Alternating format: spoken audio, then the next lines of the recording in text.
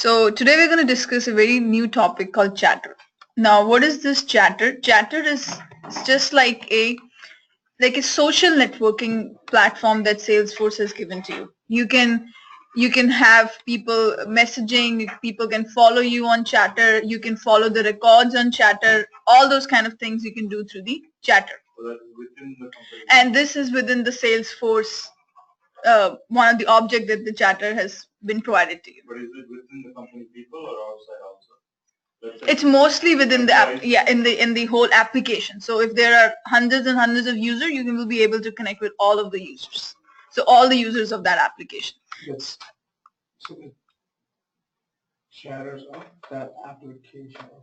So you'll see everyone in the whole group. It's like a social network. Yeah, for the internal. It's like an intranet. Yeah, for the Yahoo Messenger. हाँ but खाली जो भी ये project कर रहा है उसके ऊपर. Yeah.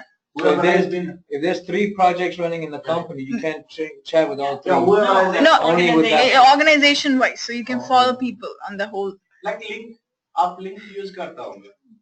हाँ, LinkedIn तो पूरी दुनिया में है. Like Microsoft has Microsoft Link that you can use within the company because the company. So that then we have Salesforce So chat. you don't have to go to the cubicles. So I don't know. Not based on the application like recruiting or anything like that, right? That's what I'm trying to clarify. It's beyond. Beyond that, okay. So next we have is, so this is the chatter. This is how you can access the chatter. You can go up here under this, any of the application. I think sales application has this chatter here. So this is how you can see the chatter. Now on this one, if you wanted to change your profile or anything, you can go ahead and click on this Deepika Khanna. You can add the photo here. It's just very simple. And the next thing you can do is you can post something. It's just like following on Twitter. If you follow someone, you will be able to see their post. Okay, but you won't be able to see, if somebody is not following you, then he won't be able to see your post. So if you follow someone, you'll be able to see the post, but that person will still not be able to see your post because he's not following you. So following is important. Yeah, so whom you follow, you will be able to get the post. So let's say if you go back to the chatter, on this side, you see all the people on this, Priyanka, all these are the users that we have created under this application. So you see all of those people here. Okay, and if you wanted to go ahead and check more here, so you can go ahead and go to the people group, and here you can see all the people that you can follow. You see that? Yeah. Now if let's say I follow Will Smith and I say following, so now if I follow Will Smith, what will happen is whatever Will Smith is going to post on his wall, I will be able to see it on my chatter. So here, if I log out and log in back again as willsmith1@gmail.com, why do I need verification code?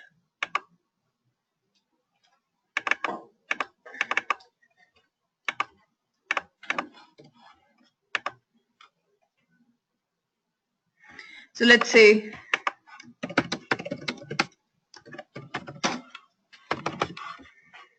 share. So now everyone who is following him will be able to see the chatter. Now if I go back here and log out and log in back again as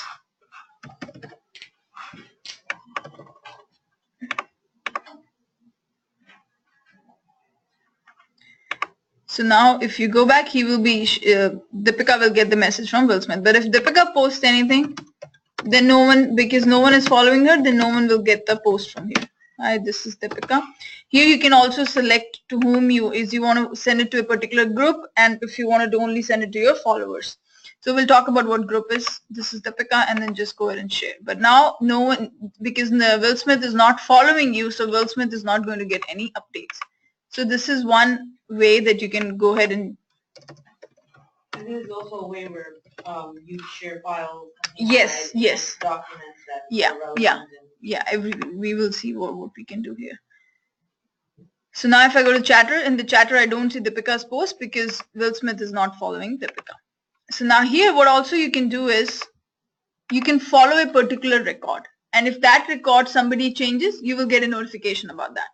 For example, if I go back here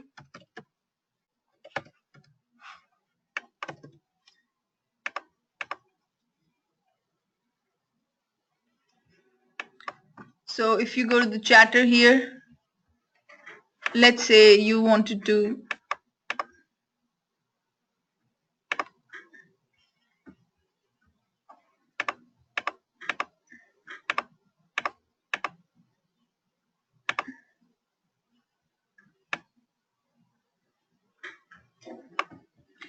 now if you wanted to, let's say, do something called as feed tracking here. So first thing is that has to be enabled. Okay. So there is a feature available in Chatter called feed tracking, which is very similar to doing the tracking of a particular feed. So first thing is, if you go to the position and if you wanted to follow a particular, yeah, go ahead. You want something?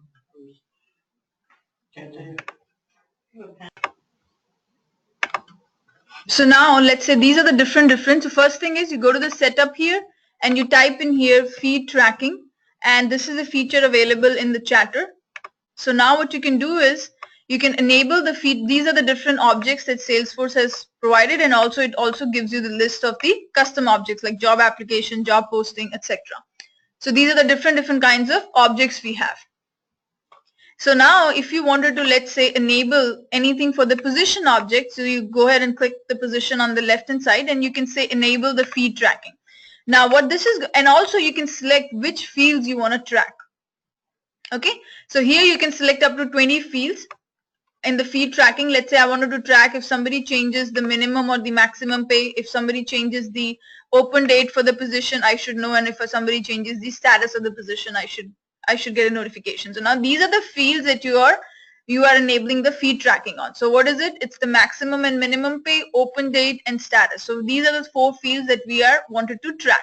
So now what I'm going to do is I'm going to go ahead and hit the save button here. Why is mine grayed out? Because you first need to check on this enable feed tracking on the top. Do you see the checkbox? Then it will get enabled. Okay, and then you maximum, minimum, open date, and status. There's no save? Oh, there is. Yeah, there is a save on the top. Okay, so now these are the different fields that you wanted to enable. Now if you go back to the position object, guys, and if you click on one of these, initially there was no follow button. You see that on the right hand side? Because the feed tracking for that object was not enabled. So if you go to the candidates, there, if you click on one of these records, there is no follow button here because the feed tracking is not enabled for this object yet. So if you wanted to have the follow button, follow means basically I wanted to follow this record, and if someone changes anything on that record, I should get a message on my chatter that, okay, somebody changed, so and so person has changed this particular thing. You getting my point? Here, so if I wanted to have a follow button, what I'm going to do, I'll go back to the setup, I'll click on feed tracking here, and then you have to select the candidate object from the left hand side. So if I go back here, you say feed tracking under the chatter, and here you go to the candidate object. Okay, it's the candidate object, enable the feed tracking. Once you enable the feed tracking, which particular thing you want to enable, SSN number I want to do, and then that's all I need. Okay, so then I just want to do, if somebody changes the SSN, I should get. Now if I go to the candidates and if I go to a particular record, now you will see there is a follow button here, and if somebody changes anything in this particular record, I will get a message on my chatter. So let's go back, and I wanted to follow this account manager thing. Okay, and I wanted to follow this, so I'm following this record. Now let's say this record got changed by someone, then what will happen? Because I'm following this particular record. Okay, so now what we're going to do is, first of all, before jumping into that, I need to change my OWD because yesterday we made it to private. So we'll go here, we'll click on the edit button. For the position, I wanted to make public read write. We haven't. What is it? What is it? To get the OWD? You don't have to do, I think. No, I know, but how do you get it? So we talked yesterday, it's the sharing settings. If you go up here and you select the sharing settings, you click on that one, and then here these are the OWD settings you have. So I made it for the position object, I made it public read write. For the candidate, I think it's already public read write. Okay, So now if we go back and if I log out, so I am following this particular record. Which record? Account manager record. I'm following this record. And if someone changes anything on this, I should get a message here or on the chatter that so and so person has changed something. Okay. So now if I log out and log in back again is, let's say, Will Smith. And we go back to the position object and I change this particular account manager.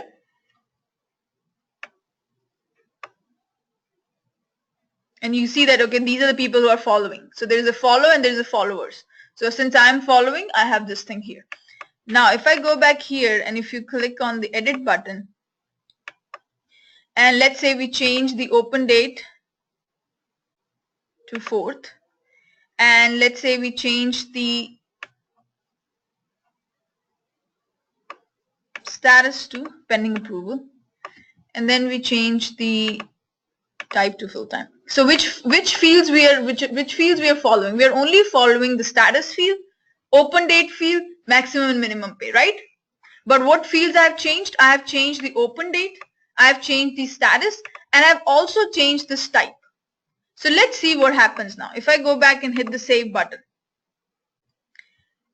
See, you only got a notification that Will Smith has changed the open date from this to this and status from new, but you are not getting a notification about the type changed because you have not checked that type in the feed tracking. Okay. Now if I log out and log in back again as Deepika, what happens now? If I go back here and if I go to this one and if I go to my chatter, you will see that in the account manager record, because you are following that, and Will Smith, who has changed something, Will Smith has changed these particular fields. Okay, so you got a notification that, okay, I'm following this record, so and so person has changed these two things on that. And if you also wanted to see if somebody has changed the type, then you have to first enable the field tracking on that particular field. How many field tracking you can do? You can have up to 20 fields you can click on at once. Okay, there is a number on that feed tracking. Next thing you have is if you, these are the, so you can follow records, you can follow people here. If you wanted to upload something, there is a place called file here. Okay. And did we see an example for the documents uploading some, how to change the logo in the Salesforce? We never did that? Are you sure? Yeah. We haven't uploaded any documents. We only done download. Okay, we never uploaded a document. Okay. So before coming into that, let's say guys, there is an app. Let's say I wanted to create a custom application. Okay. And what it is there in the custom application, if I go to the application here,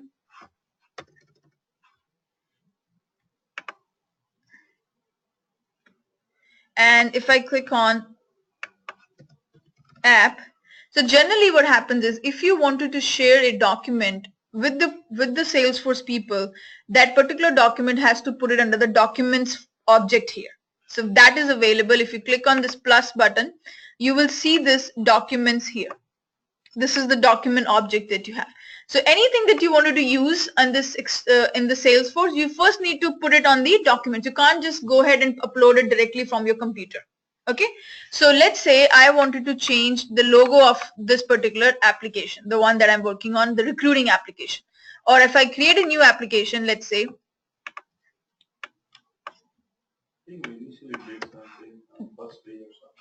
that's what I was thinking. Documents? I don't know. Create apps, and let's say, then I will just take 2 minutes. We go to the recruiting here, and let's say I wanted to edit this particular logo here. So what I have to do first, I have to first upload that document. See, if I wanted to insert an image, so it goes to my personal document. It does not go to that upload from computers. Why? Because first you need to put that particular file in under the documents tab. So first I'll go to my plus sign here, and then I'll go to this documents, and then I'll upload a document. So I'll click on new here. Let's say logo for recruiting.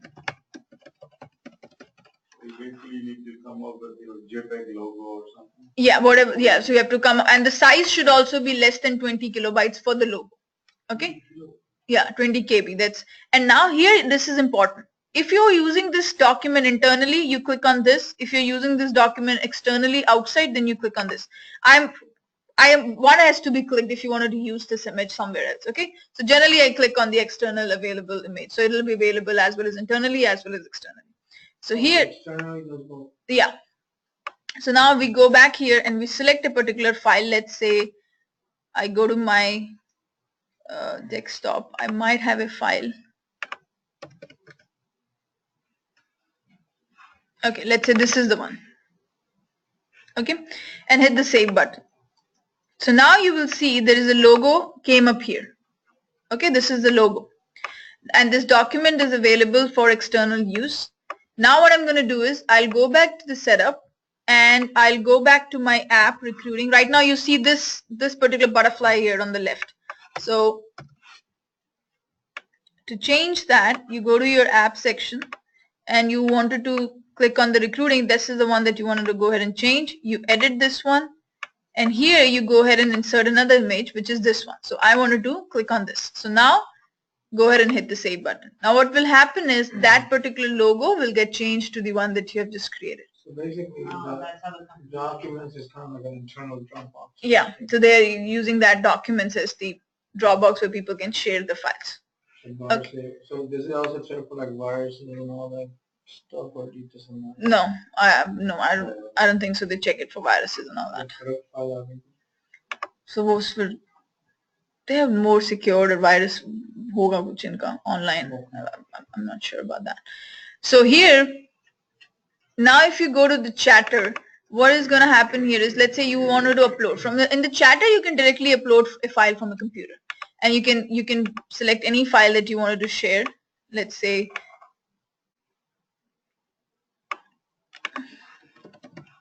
Avatar movie. Avatar movie. Then maybe. so there is a file that I wanted to upload, and then you can share. You can even share it with your people, or you can create a group and you can specifically share with that group. So now if I go back and I've uploaded a file, maximum file size is 2 GB. So there is a limit on how much you can upload, and then you have.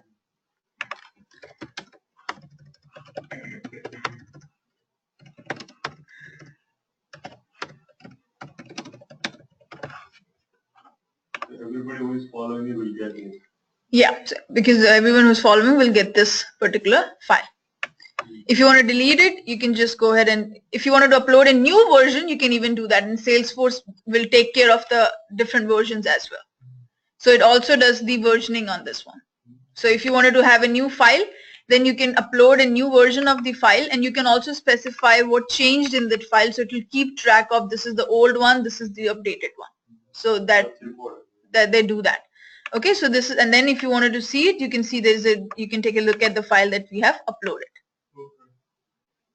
Okay, and here on this side you will see all the versions of this file. So if you click on this left hand side, it will show you all the versions here of this particular file. If you want to delete it, you can delete it from here. If you want to download it, you can download it here.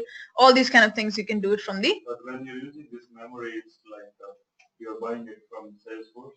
If it goes beyond a certain point, they might charge you more, right? Yes, exactly. So that they have a limited, because you're taking the cloud space. So you, if they are using more of cloud space, you need to end up paying them. Instead of using your own internal. So this is going to go back to the same question that she confused me on yesterday about the profile. No. This has nothing to do with the profile and all that. No. I was just kind of. So when you set up the account, or when a company sets up the account for the admins, or like if it's Additions.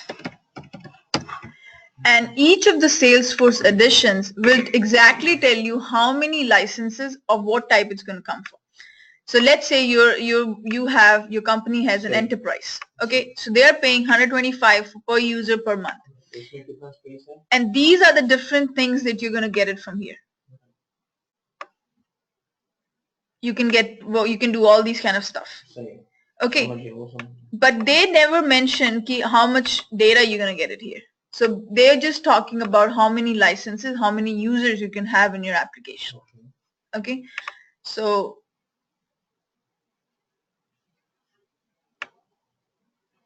what is your question on this one? So these are the different and most. No, I know that. I'm just saying, how do you know how much space you're getting? Or how does the company know how much space? Or is that a separate purchase? That's going to be separate. That's more of their technical whatever. Yeah, what they're Whatever, buying and 100 buying. terabytes, 200, 300. Yeah, but I'm not sure about how much data they get. I know this. Okay, with the end up like professional, they only give you 10 gig or 30 gig.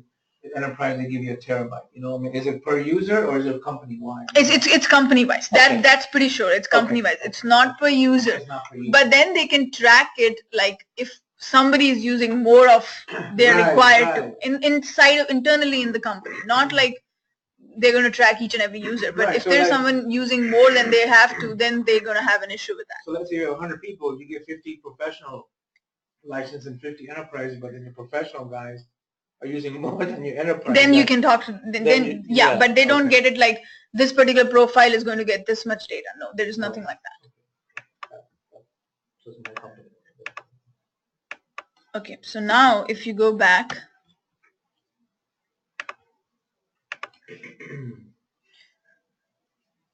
okay, so you see this, you go to the chatter here, you can create groups. Okay, so there are groups that you can create. There are mainly there are two different types of three, I will say. They've just added a new one. There's a public, private, and broadcast. So public means everyone will be able to see and everyone will be able to join it. Private means somebody needs inside of the group has to allow you to join that group. Okay, it's just like creating a closed group on Facebook. If the group is closed, you need a permission to join the group. Public, private, and broadcast. And this is basically the owner of the group only will be able to put the post, not everyone else will be put the post on that page. Okay, so that is what the broadcast only is going to do. So in the public, everyone can see and updates and join. Private, only members can see the updates and membership needs their approval.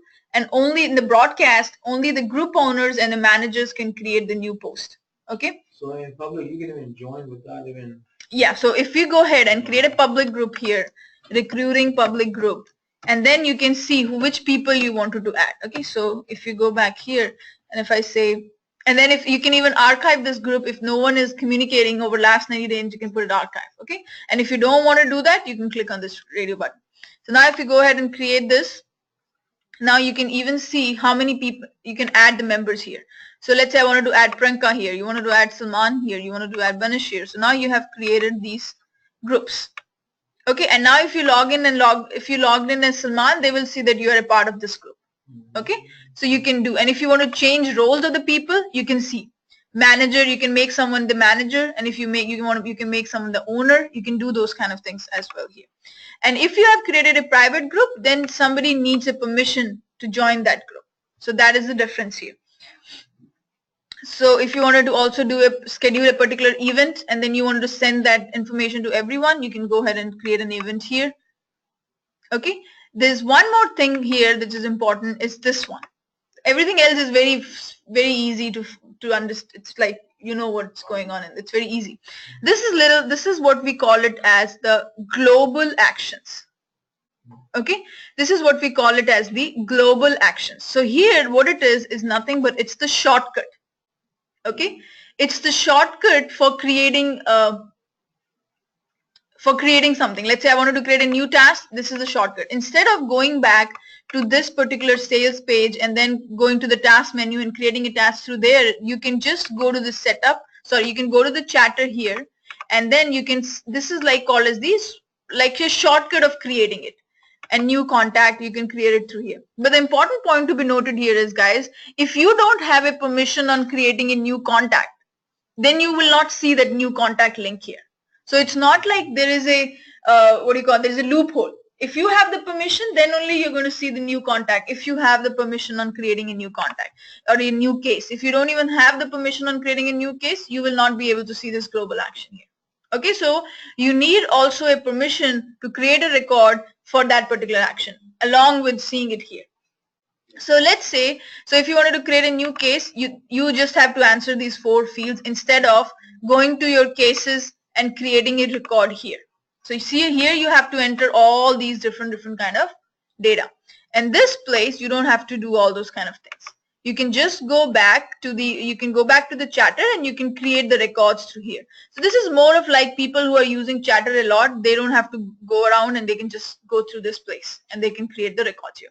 Similar, these are only for your standard objects. Now, if you wanted to add a global action for our custom object, we can do that in chatter.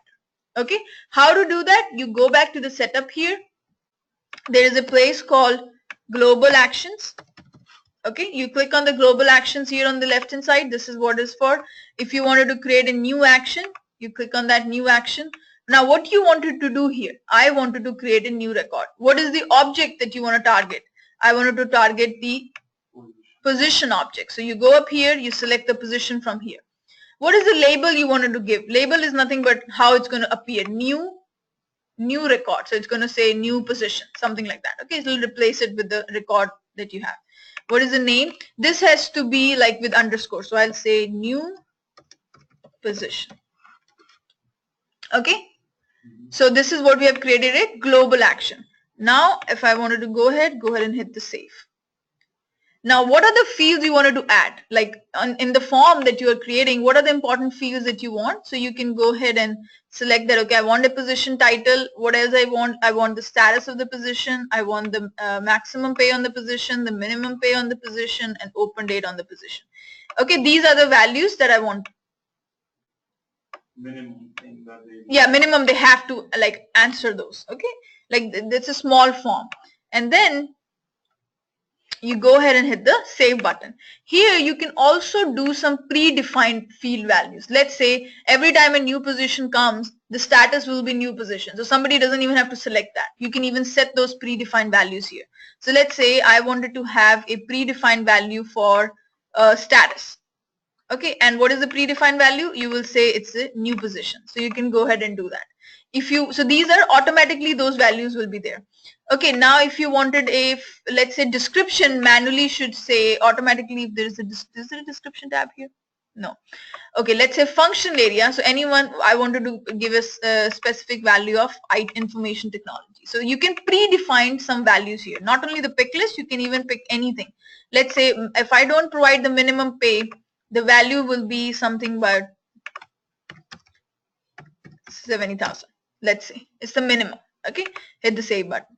So now these are the different predefined values you have created, and now what you have done is this is a new global action. Now if you go back to the chatter, do you see new position here? Not yet. Not yet, because this you have not added that action to the layout of this page. Okay, so then we have to go to the setup and you have to add that new position. I mean, are you following? So you go to I'll repeat if you want me to. So now what you have done is you have created the global action. Manish, are you following? Okay, so you go to the global action, and then what you do is you click on the layout. So first you have created the global. Now these are the publisher layout. That is the layout of the page. The global layout is the layout for that page, the chatter page. So what I'm going to do is I'm just going to go ahead and edit this layout. And in this layout, right now it has all these different log a question, new contact, etc. Now what I'm going to do is I'm going to drag my new position up here. So now new position will be a part of this layout. So first what you did, you created the action, and then what you did, you basically added that global action to this layout. So now if I go back to the chatter, and if you come here, you will see this new position getting created. And if you click on the new position, automatically you see these are the predefined values, 70,000 and the mid status. Those are the values that we've already picked up. So here I can say Salesforce level 1 position. And the maximum pay you can say here is, so let's say we had a validation rule, and if I'm not following the validation rule, let's see if that's working or not. And this is the open date, and hit the create button. See, even the validation rule comes into picture if you're going through the chatter. Okay, so you have already created a validation rule saying minimum pay should not be greater. That's why you're seeing this. So if I go back here and hit the create button, you will be able to have this thing called as a chatter here.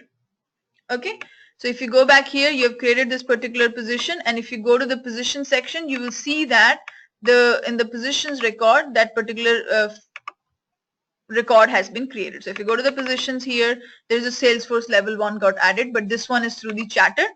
And now you can see all the values that got auto-populated because what we did was when we were creating the global action.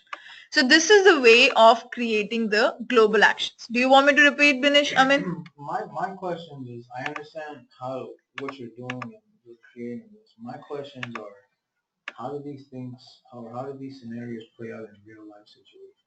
When do you use them? When do you not use them? so These are criteria that are given. See, that's where my whole everything we're doing in class, I understand creating, deleting, editing, adding objects, this. But when, I mean, are you going to be given a platform saying, hey, you need to go create this and this are the requirements? Or are they going to actually physically tell you, hey, in this chatter, we need these and these profiles and settings and modifications? So they're going to say that, okay, in the chatter, we need these actions. Okay. So they're going to say those. And then they're going to say that, okay, in those actions, these are the fields user has to type. Not the full form they have to go through, but these are the fields that I wanted in that particular action. So they're going to commit with you. And then they will also tell you that, okay, for which profiles these actions should be available. In the chatter. In the chatter. So if you are logged in as, say, a standard user and you don't have the permission to see that, you can even control those kind of things. So they're going to tell you which profiles you will have permission, which action you have to create, and what are the fields that you wanted to add in that particular action. Okay, so that's what they're going to do it. So this is what the new action is for. I'll give you another example. If you wanted to create a new action for candidate, how are you going to do first? Now you walk me through. So instead of adding all those fields, first thing what I'll do is I'll go to the setup and I'll go to the global actions. I'll type in global action here. Okay, so this is the global actions. Now what I'm going to do is next is, what is the action I wanted to create? I wanted to create a new candidate. So the target object would be candidate. This label would be new record. And then here I'm going to say new candidate.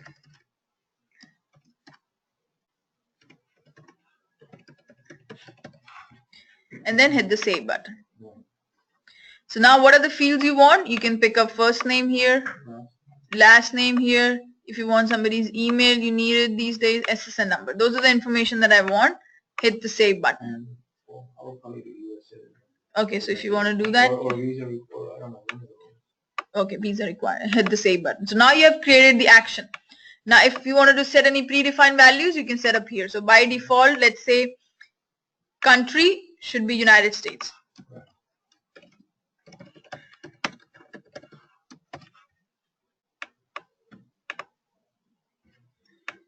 Okay, country is United States. Now if I go back to the candidate, the chatter, do you see, I will see that link here? No, what I need to do next? Then you need to go to Layout. publisher layout. So I have to add that to the layout. What you can do here, guys, is either you can create a new layout and assign that layout to the system admin, or you can edit the existing one. You know what I'm saying? So you can create a new layout, okay, you can say, and it is similar to the global layout, and you can create your custom global layout.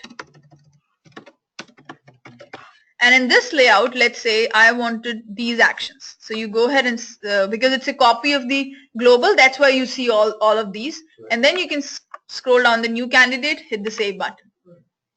Now, still you will see that if you go back to the chatter, you still will not see the candidate, even if you have created the layout, because you need to assign that layout to the system admin. You know what I'm saying? So now you have, this is the global layout. You have created the custom layout and you want that chatter should use the custom layout instead of the global layout. So what I'm going to do is you go back to the global layout, whatever, global, and here under the publisher layout, now you're going to do the assignment. So now what you're going to say is to my standard admin profile. So from here you select the system admin profile and you say, right now all of them are using the global layout. What I'm going to do is, let's say I want the system admin to use the first I'll select it, and then here I'll say use the custom global layout. So now this particular profile is using this layout. You getting it, Amin? Because you're not impacting anybody else. You're not impacting anyone else. You created your own layout and you wanted that, okay, when you logged in as so-and-so person, if you go to the chatter here, now if you're logged in as standard system admin, you're seeing new candidate. But if I log out and log in back again as, let's say, Priyanka, I'm not going to see new candidate because Priyanka is a standard user and she does not have the global layout assigned. So let me verify it.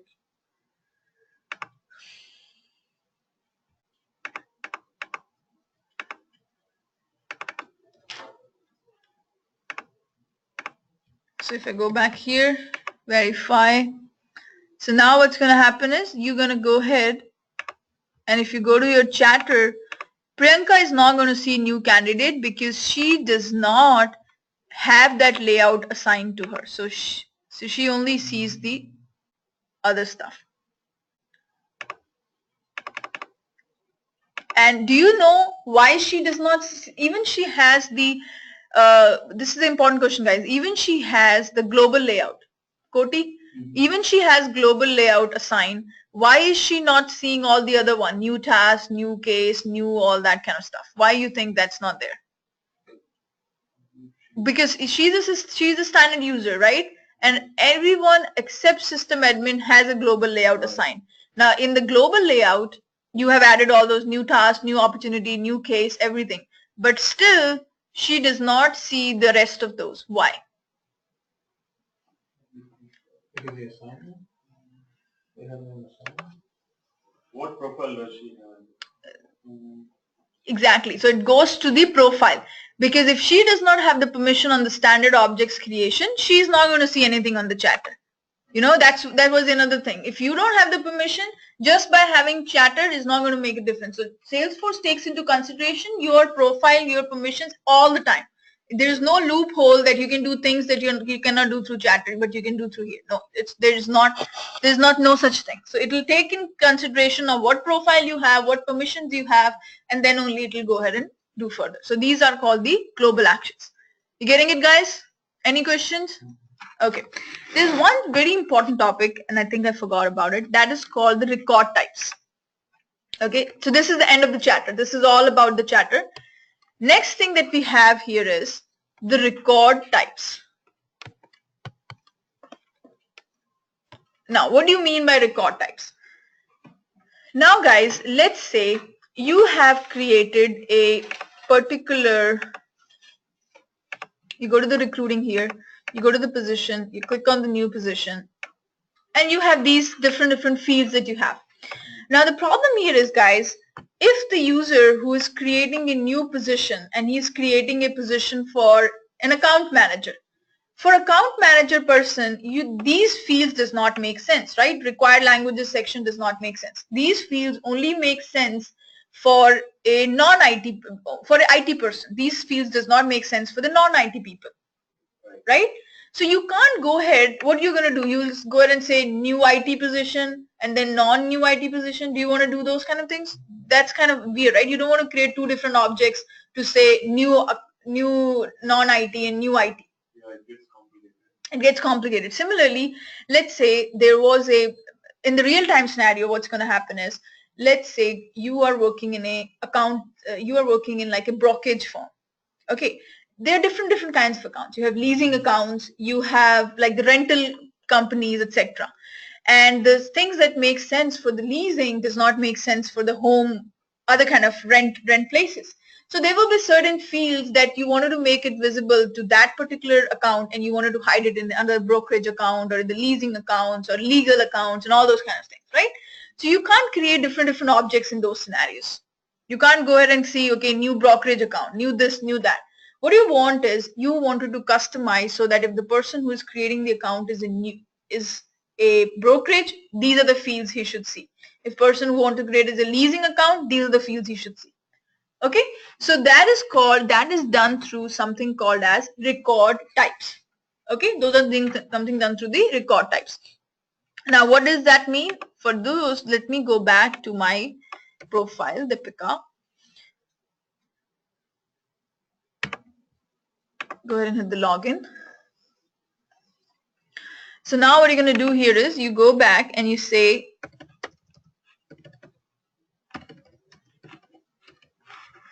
record types. Or you can go to the position object. Let's say if you go back here, you click the view object.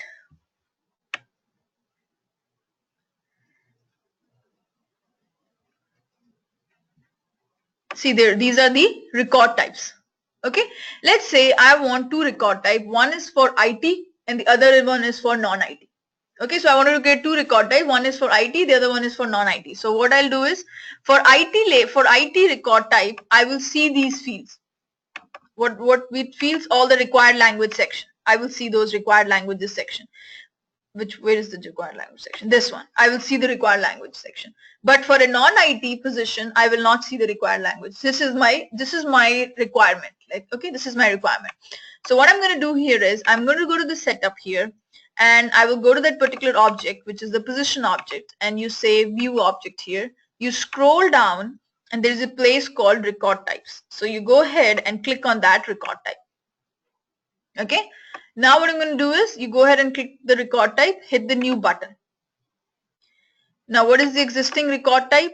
This is going to be master. You get this default. Okay, so this is master. What is the record type label? Let's say is for IT positions. It has to be active. Now which all profiles do you want this record type to be visible? So right now I want all of them to see this record type. Okay, and then hit the next button. And then here, these are different layout. Position layout is there. And hit the save button. So now we have created a first record type for IT position. Okay, I'll show you what is thing. So I've created an IT record type, and then I'm going to create a non-IT record type. So if the user has picked up IT record type, this is the page he's going to see. If the user has picked up non-IT, this is the page he's going to see. So I'm going to create two different layouts here.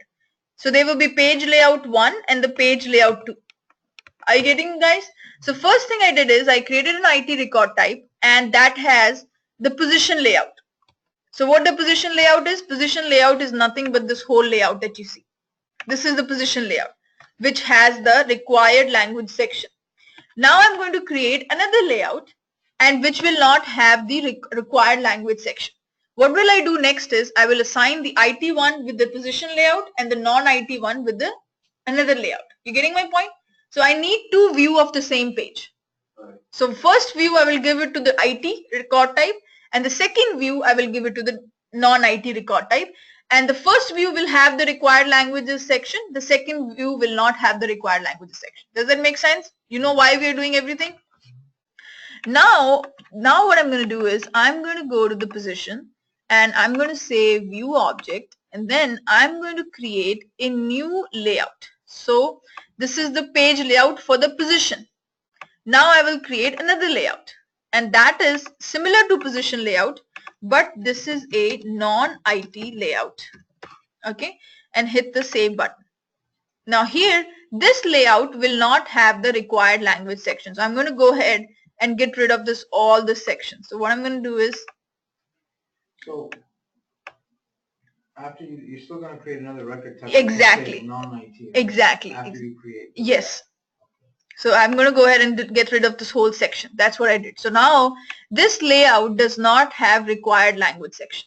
You getting my point? Mm-hmm. So what I did was I have got rid of that required languages here section. Remember there was a required language section with Java, and so I just did. I just said minus here on the section, so it will gets rid of that. Now what I'm going to do is I'm going to go ahead and hit the save button. So now what I have. So basically you kind of cloned it. What I did? You kind of cloned it. Cloned it, exactly. I kind of cloned it with a different, yeah, but the new clone does not have the required. You can even add some of the fields in that, or you can delete some of the fields. You can do, it's not just you can only remove, you can even add some extra fields for that layout. Okay, we have add another section saying if it's a leasing position. Exactly, leasing account. Rent for lease. Exactly. Owner finance, whatever. Okay. So you have added those. So now we have two layout, non-IT and this position layout. Position layout is nothing but the IT layout. Okay, it's just the same as IT layout because this layout has the, if you see here, if I click on edit, this layout has the required language section. Right. Okay, and then hit the save button. So next thing is I'm going to create a new layout here. So if I go back, let me go ahead. I did a small thing here. So if I go to the IT positions, you can not only just change what fields, you can even see what values, pick list values should be available for that particular record type. Means in the functional area for a non-IT position, IT information technology does not make sense, right? So if you go back here to the functional area, see for the IT record type or for the IT positions, only information technology drop box makes sense. The rest of those does not make sense. So I'm going to go ahead and get rid of that. So go one step back. Yeah. Cancel that. So you're in IT positions. The record type. Okay. So I went to the record type. Right. And then there is a pick list available for editing. Automatically all the pick lists that you have in your object, you'll see it here. Okay. So these are the different pick lists, functional area, job level, status, and type.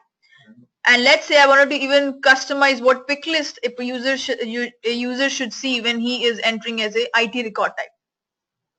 Okay, so I can go ahead and say click on functional area, edit next to the function area.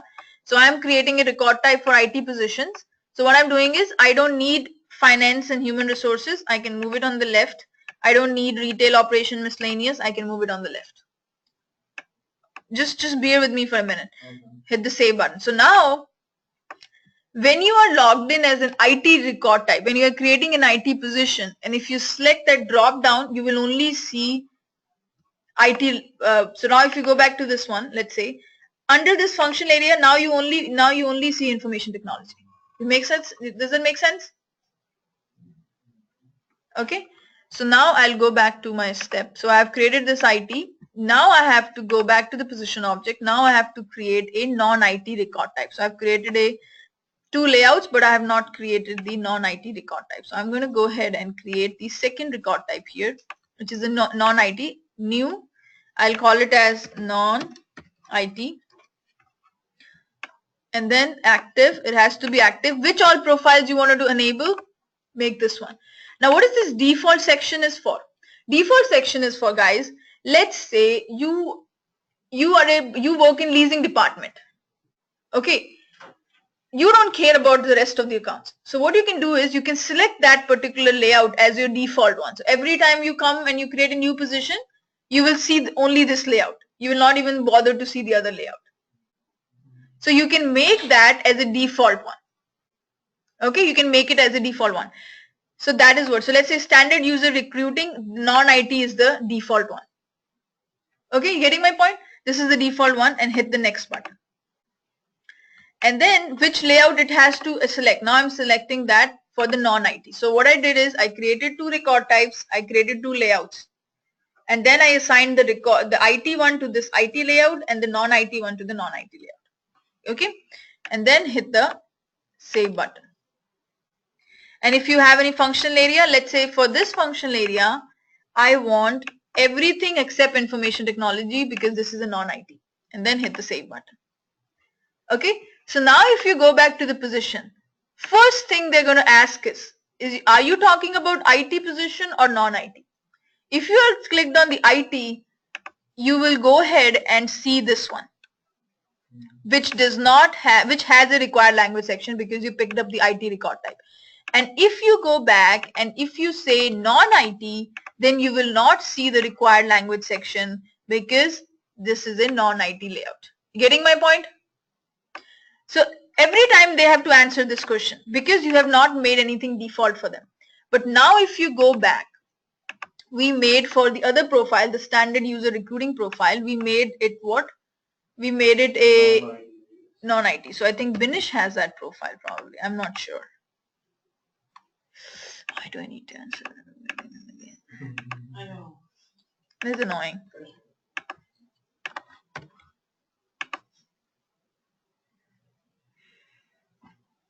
So now if you go to the position, click the new button. Okay, I think that was not his profile. So let's go back and log out. Say Pranko.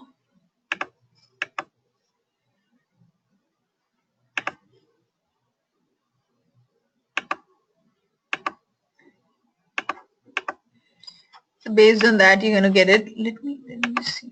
Log out.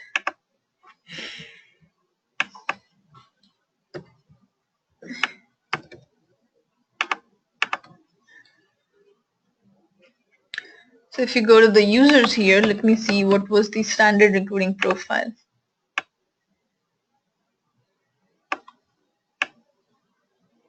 That was Binish, standard user recruiting. Okay, so then what I did missed was, let's log out.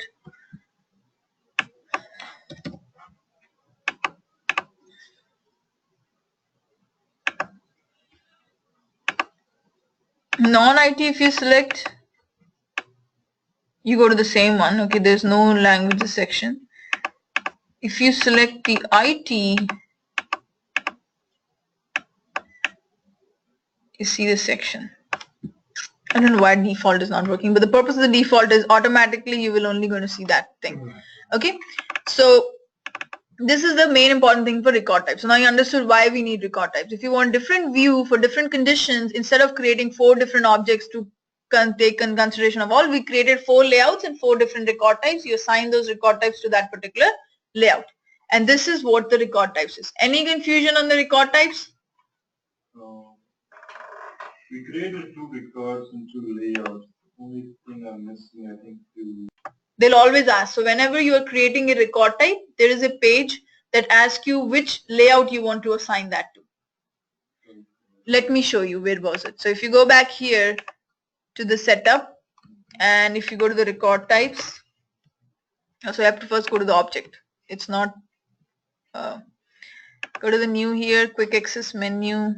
Oh, I'm logged in as Binish. Go to the system admin.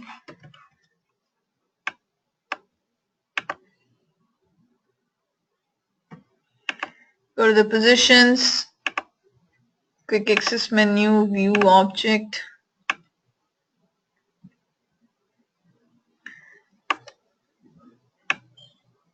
New record type, let's say I'm going to create a test record type.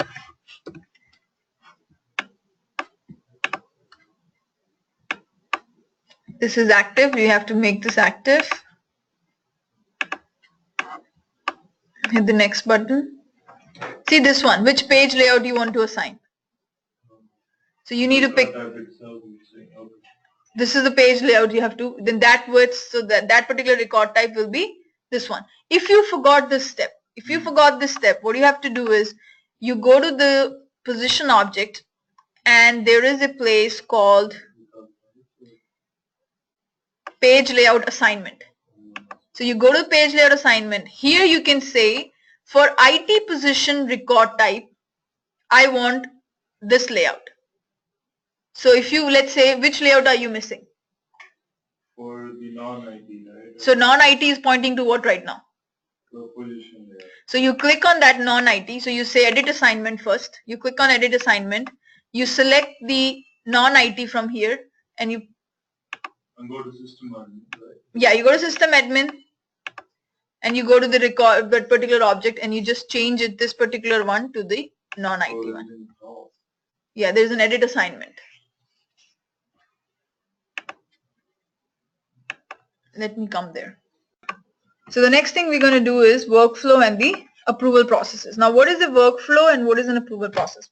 So far, let's say every workflows is nothing but if you wanted to automate your actions, right? Let's say every time you place an order with Amazon, you get an email saying, hey, this order is placed and this is your order number, Okay, and it's more like customized one. So that doesn't mean somebody is sitting at Amazon and hitting the send email button every few minutes. That's not, because there's number of people coming to the Amazon. So they're automating that process. Similarly, in Salesforce, we have something called as workflows, where you can automate some things. Okay, automate means you can send an email, you can update a particular field. Let's say every time a new record gets created, I wanted to update the maximum pay to so and so. Every time a new record gets created, I wanted to update the location. Okay, every time a new position creates, I wanted to assign a task to someone that, okay, work on this position, fill it up. Okay, so these are the things you can automate in workflows. And in the workflow, you can also send outbound messages. Now, what do you mean by outbound messages? Outbound messages means, let's say every night, all the records that created into this system, send it to the other system. So those are the outbound messages. So all the records will be go ahead and shipped to the, and like they'll go transfer to the other device. Those are called as outbound messages from Salesforce to another third-party application you want to send it. Okay, that is the outbound messages. We cannot do it here because we don't have an external system, but that is the meaning of an outbound messages. But we'll see how to send an email, how to create a task for someone, and how to, what do you call, how to create a task, how to send an email, and how to update a particular field. These are the 3 workflows we can do. Okay, so before talking about how to send an email, Salesforce has given you a lot of email templates. Okay, which means that, okay, whenever you get an order from Amazon, you get it in a specific template. Hey, this, and hey with the name, and then it says thank you for your order. This is your order number. Right? It's a generic template.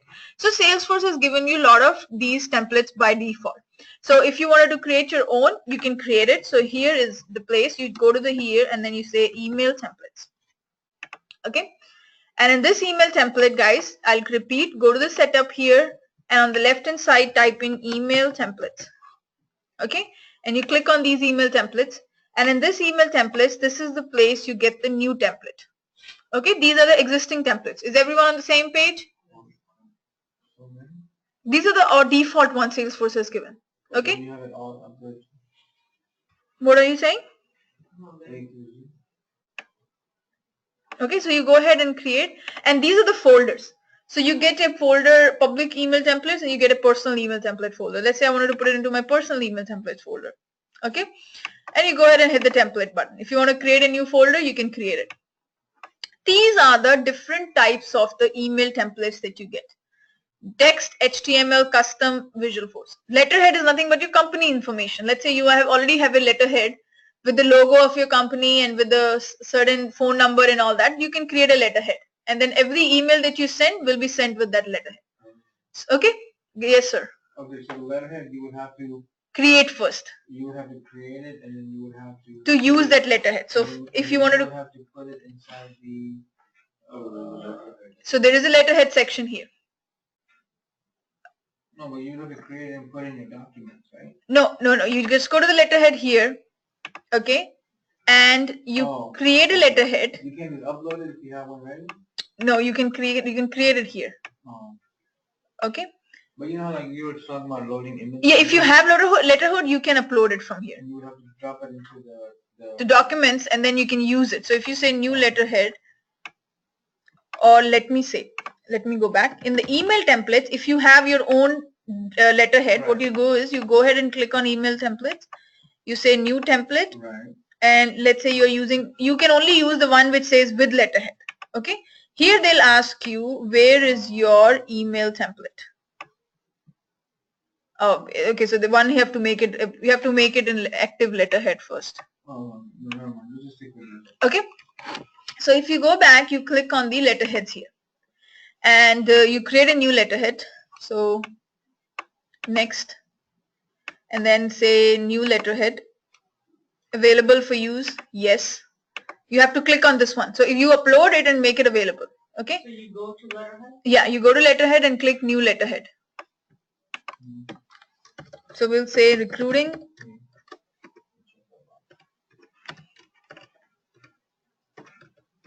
Company letterhead.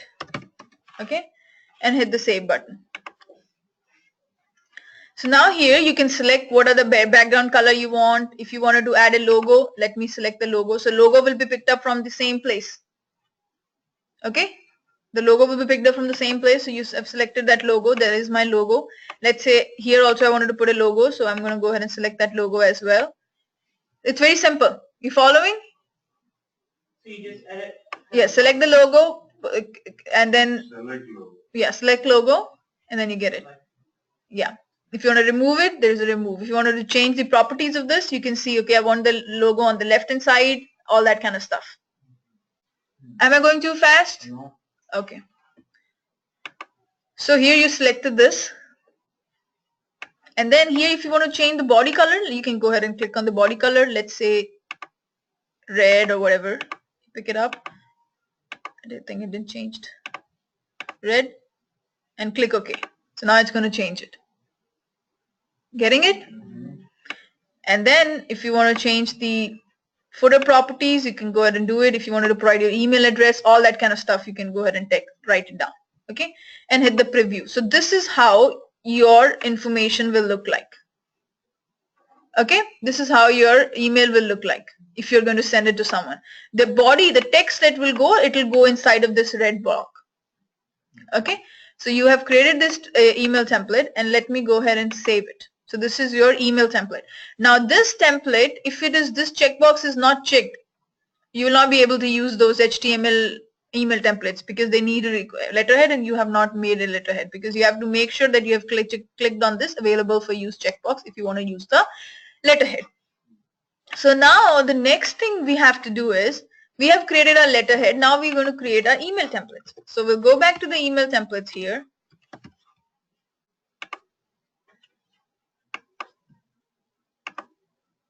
Click on new email template. So they have Salesforce have given you 4. HTML text custom Visual Force. Visual Force is a scripting language which we are not going to cover in this. It's out of the scope of this course. We're going to talk about how to create an HTML custom, and it's very simple. It's very self-explanatory. So you go ahead and click the text one, hit the next button here. And then here guys, you can just write an email saying thank you for, let's say I wanted to send an email every time a new candidate comes. Okay, thank you for joining our recruiting app.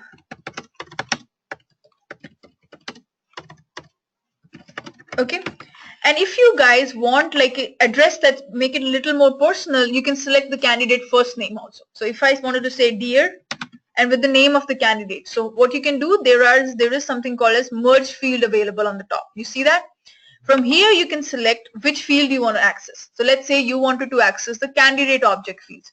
So from here guys, you pick up the candidate object, and I don't see it. I think it's on the top probably. Yeah, candidate fields. So that is the fields for the candidate object. So now if you see, these are all the fields that are available for the candidate. Getting it? So let's say you want first name. So you got a code here, right? You got a merge field value. And the next one. So if you, let's say you selected the first name from the select field section, you got this value. So now you copy this value and you place it next to the dear. Automatically, this will get replaced whenever you are sending the email to that person. You getting it? So and then to add last Let's say name, if you wanted to add a last name, you give a space here, and then what you do, you select the last name from here, and this field value, you got a field value, you copy that one, and you put it here. you want to put and You want to say, hey, Deepika and Khanna, or you want to say Deepika Khanna? hey, this is coding. So you can do that. So whatever you're going to put it in between, that's what it's going to get replaced. Okay, so whenever I'm sending an email, this person will get replaced here and this person will get the last name. Thank you for joining. We are looking forward to serve you.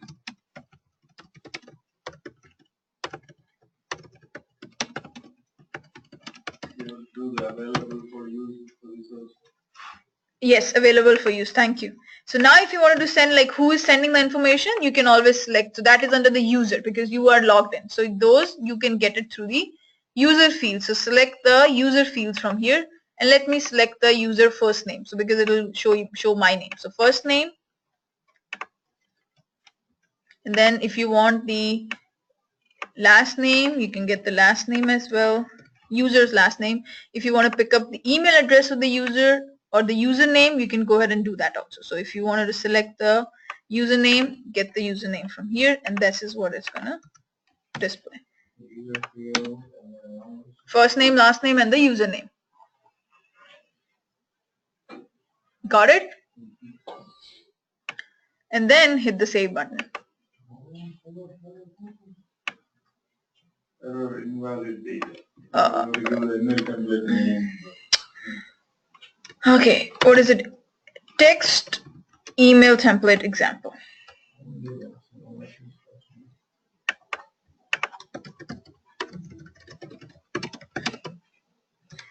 Thank you.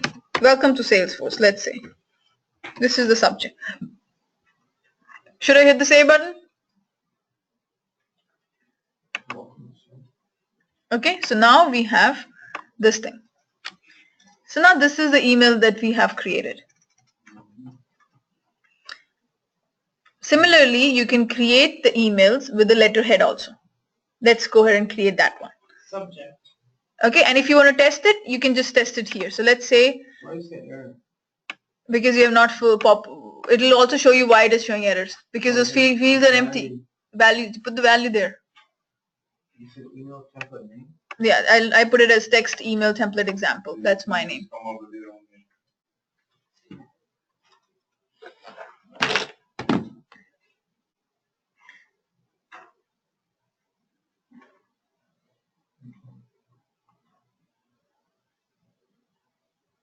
Okay. So next thing is, so you made this available for, make sure Ganesh and Amir, these checkboxes checked, available for use. Use not checked. Okay, so now we have done this, and then if you wanted to attach a particular file, you can even do that. Okay, if you wanted to send somebody like Salesforce information, you can go ahead and attach those things here. Next thing is, let me see, what does this attach does. It takes you to the, see, it takes you to the, okay, you can select it from your computer as well. Okay. So now this is my email template. Now let's say I wanted to create another email template with the letterhead. So you go back again, you already have created a letterhead. So you go ahead and create a new one, HTML using the letterhead. Okay, and hit the next button. And available for use, the same one, we can say HTML with letterhead example. That is my name of my email template. Letterhead, what I'm going to use, I'm going to use the company letterhead that I already created. And what kind of format? It is like a formal email? Do you want it to be like a promotion? What kind of it is? So let's say it's just the form, free form letter. There's nothing like a big deal about it. You can also select how you want that email to be. So my personal email, HTML with letterhead, recruiting company, this is the, and then hit the next button. Similarly, you have, so now you will see this whole thing, and then you can enter. Thank you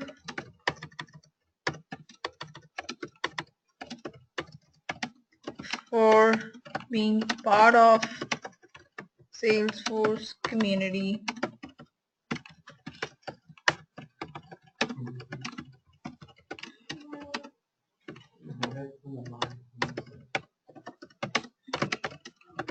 This is the body.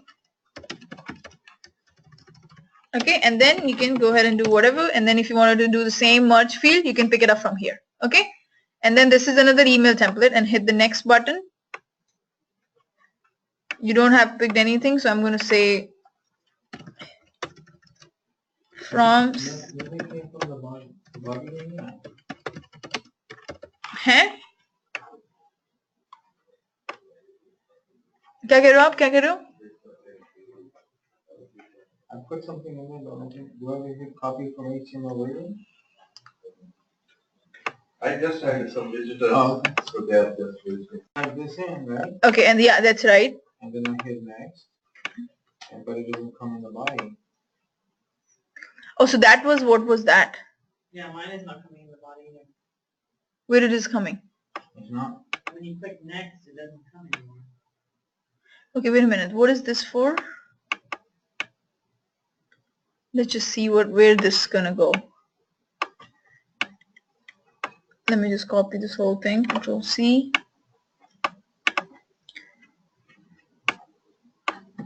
Oh, so this is the content. Copy text from HTML version is basically, let's say you have any HTML file, you can just get the text from there. Okay. But you're seeing it in the body. What we're typing over here, we're not seeing. We're not seeing it when we hit next. No, I didn't see anything here. I copied it from the other one. Oh, you did? Yeah. Okay. You have to do it twice, or you don't have to do it in this page when I write it. It came in the end. And then hit the save. So you do it again? Just leave it, okay? Don't leave. You did it in the other one. Don't put anything here. Just hit save. Don't type that. Just hit, and you hit save, it'll come up. I guess it's just showing us. And hit the save. Okay, let me make sure that where these things go. And hit the save button. So, oh, that was just a plain text preview. Okay, that was just, so basically this was a place you could have put the HTML code in, and then automatically that would have copied all the text from that HTML code. Okay, so let's say there's an HTML file with all the HTML tags, and if you select the copy, then it will have already copied those values and put it here, and hit the, if you want to test it, you can go ahead and test it here.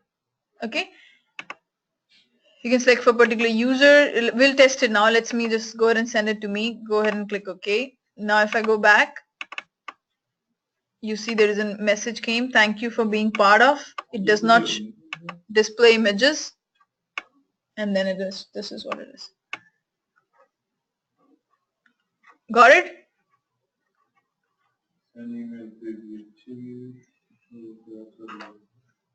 I do a lot of testing on this, so don't know how to create them.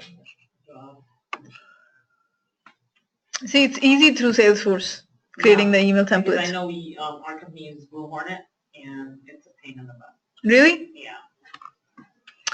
What do you mean, Blue Hornet? That's the email campaign. You know, in our company, all the projects are named after the name of a car. Cayman. Oh, no, that'll be bad. Yeah, well, for all our project group names are from Star Wars.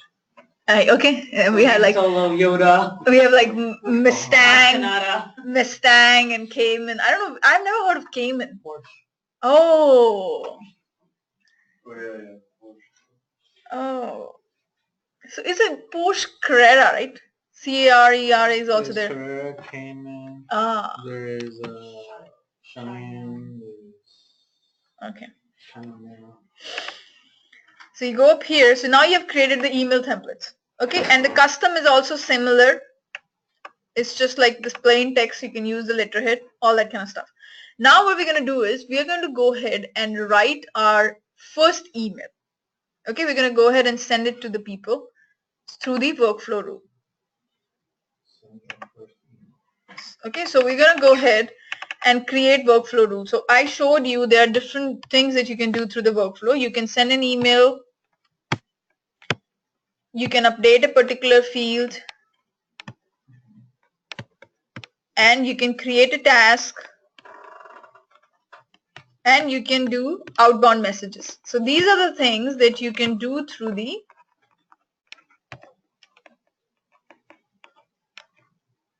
this one. So you go back to the setup here. And you say email, sorry, workflow.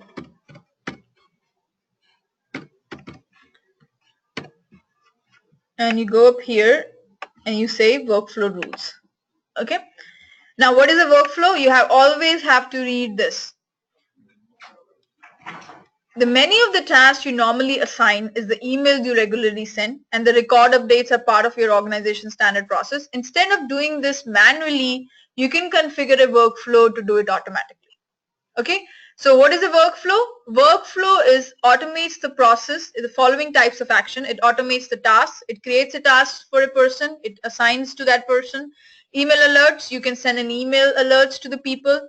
Field updates, update the value of a field. If you want to send outbound messages, if you wanted to send in messages through an API using XML, you can do that. Workflow can, for example, workflow can assign follow-up tasks. to a support rep 1 week after a case is updated. So you have to read these. These are very important. You can send sales management an email alert when a SAP rep qualifies a large deal. So you wanted to send an email when this happens.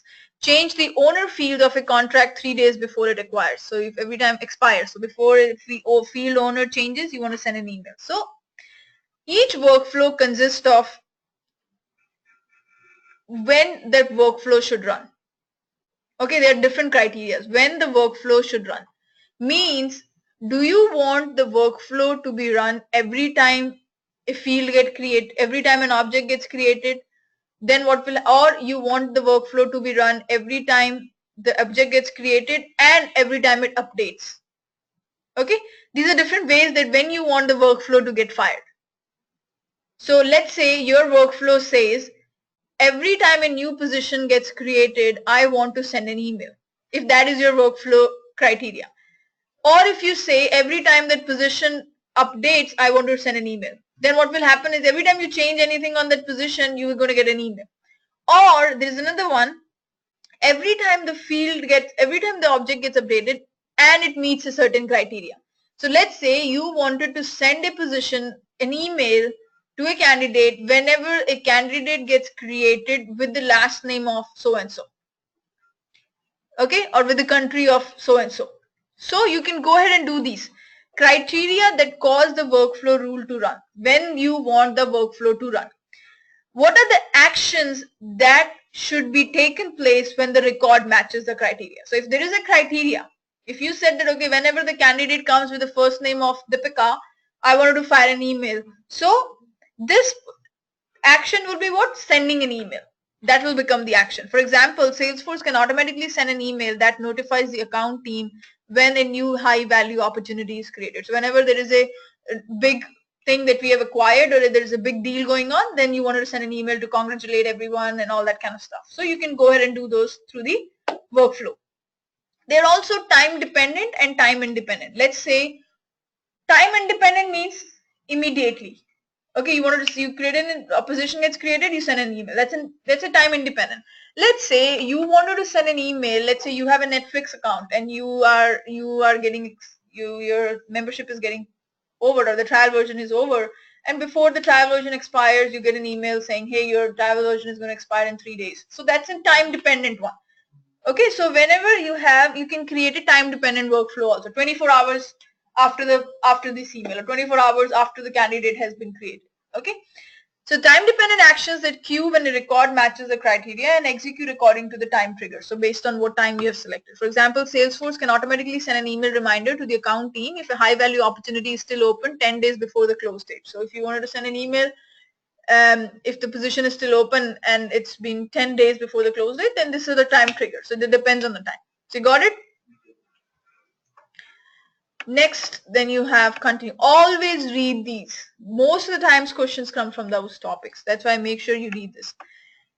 So first thing is criteria that cause the workflow rule to run. So first thing you have to select when you have to run. Okay, so that is the first rule that we're going to go ahead and create. Which object are we talking about? Let's say I'm talking about candidate object. Okay. Next. What is the name of the rule? See, when to evaluate this rule? When you're going to evaluate, created in any time it is edited to subsequently meet the criteria. So let's say you have a criteria and your criteria is that every time a candidate country equals US. Okay, candidate country equals US. That's what, this is my criteria. So if every time a candidate gets created and whose country is equals to US, I wanted to fire this workflow rule. So here I'm going to say new candidate from US and hit the save and next. Got it? If you have multiple conditions, you can put it here. There is an AND operator here. Okay, what is go back up this? New candidate from US. You can also select a formula. So criteria it met and if it formulates to true, let's say you wanted to have some, like, you want to check for something like there's a formula, or if you want to just say here, it even takes care of that also. So you say United States, it takes care of that formula also. So if you want to do something like that, okay. So I'll go back here. Okay, country equals United States, save and next. Now here you have created the rule, means when you want this workflow to be evaluated. Okay, that is your rule, workflow. When you want this workflow to be evaluated, and that is saying is whenever a new candidate comes and whose country equals United States, that's when I wanted to trigger it. Then what you can do, what is the action? Do you want to send an email alert? Do you want to just do a field update? Do you want to do an outbound message? What do you want to do? Let's say I wanted to do an email alert. So you can go ahead and select the email alert from here, and you can say send welcome message. Okay. Is there an existing email templates? Yes, I have existing email templates. I did a mistake. What I did do was I didn't put those into the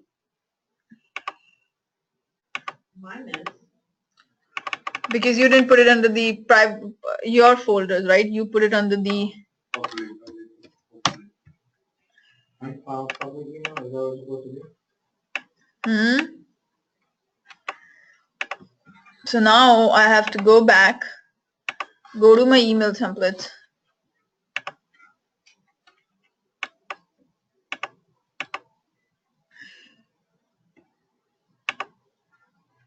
And you did that? I had something under the cover. Oh.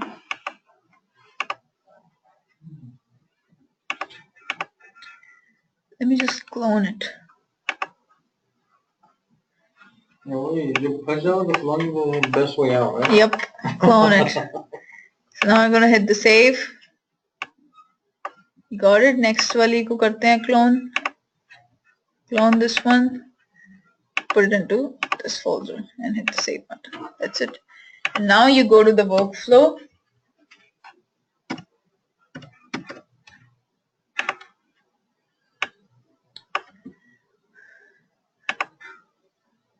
You already have one, so we have already have one. Added a new action.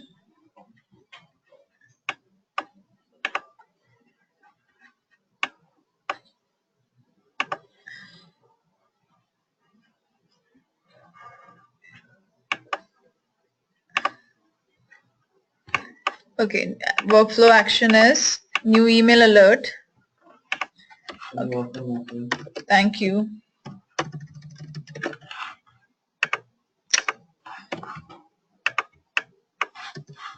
Oh.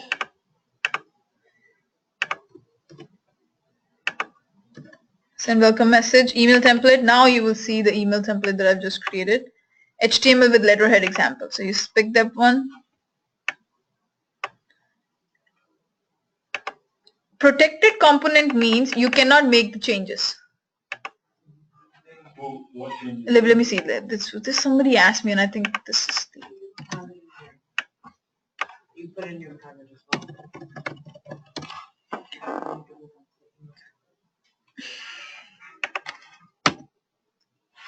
Again. To go advanced here. I think it's this time. Every time this time. Then what? Do you know? Yesterday we stopped because of this. Oh, you did it? Yeah, like it happened at the same time, 10, 12 o'clock. Change your folder. Let me go back to the other one. So now let's see if this works. Okay, let's just see. Huh? Only for you. Yeah, no, after that Shikha's thing came also.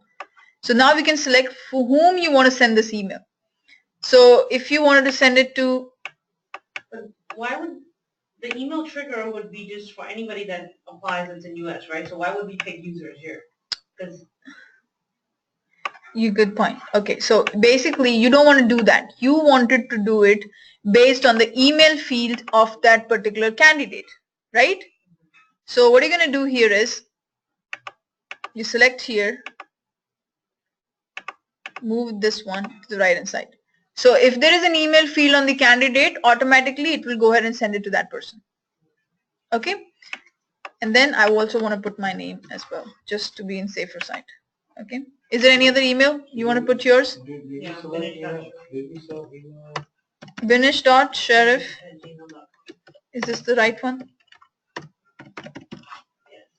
Okay, current user's email address. So that's going to come from the person who is sending the email. Make this address the default form if you want to do that. If I don't, that's fine.